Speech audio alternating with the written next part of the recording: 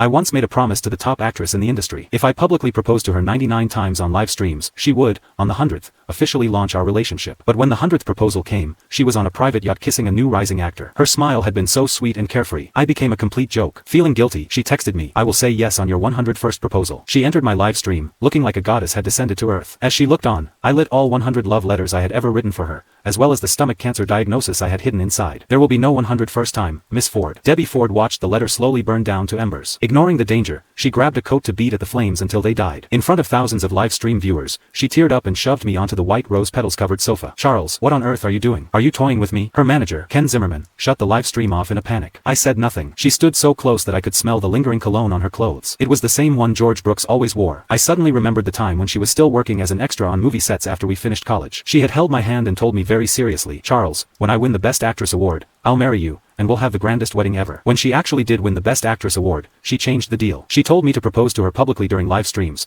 and only after I had proposed to her 100 times would she give up her glamorous image and announce our relationship. Every time I acted like a fool online for her sake, she was always somewhere else. She would appear at luxury hotels around the world with all sorts of pretty boys or spend nights on yachts. She even ran off to get married and then divorced immediately in Ghana, just to experience the local marriage culture. Something I longed for seemed to be so easily attainable by others. The thought pulled a bitter smile across my face. "Debbie, there will not be a 101st proposal. I'm tired. We're done." She stared at me for 2 seconds in stunned silence. Then, she laughed in apparent realization. "So, because I didn't show up for your 100th proposal, you just burned all the love letters in spite? You embarrassed me in front of so many people. As my fiancé, did you ever think about how I would feel?" I could not understand. Was that not the freedom she had always wanted? Why did she not seem the slightest bit relieved? If she had spoken to me like that in the past, I would have humbled myself and begged her for forgiveness. But my heart had long shattered beyond repair. All I felt was numbness, and I said nothing. More importantly, I did not want to waste whatever time I had left on her. The 100th proposal has ended. So have we. Debbie's expression seemed to relax when she heard me say those words. She seemed to believe I couldn't bear to leave her. "Don't be dramatic, Charles. We've been together for 7 years, and you think you can just walk away like that? Don't worry. When you propose for the 101st time, I'll say yes. You'll get to salvage your dignity." I remained silent. I slipped off the ring she had handmade for me and tossed it into the trash, right in front of her. Then, I turned and left. Ken hesitated. "Debbie, he's not serious, right?" She glanced at my back and spoke with certainty. "In 3 days, he'll come back crying and begging me to marry him. It has always been this way. He can't live without me." Ken nodded. "True. Charles would never leave you. Everyone knows he's madly in love with you. He's put himself through countless stupid things for you." They were right. I had loved her at the cost of my dignity. I had loved her into my emotional collapse. That was how I ended up with cancer. There was a saying, the less committed person in a relationship always had the upper hand. But I was no longer committed to the relationship. It was over. I smiled bitterly and walked faster. The next day, Debbie showed up at the company with her rumored new boyfriend. My colleagues looked at me with concern. I acted as if nothing had happened and submitted my resignation. The HR manager was shocked. "Charles, you're a talented agent. Why quit now? Is it because Debbie found someone new?" I pressed my lips together. I was tired of explaining myself. People always believed that my existence revolved around Debbie, never around myself.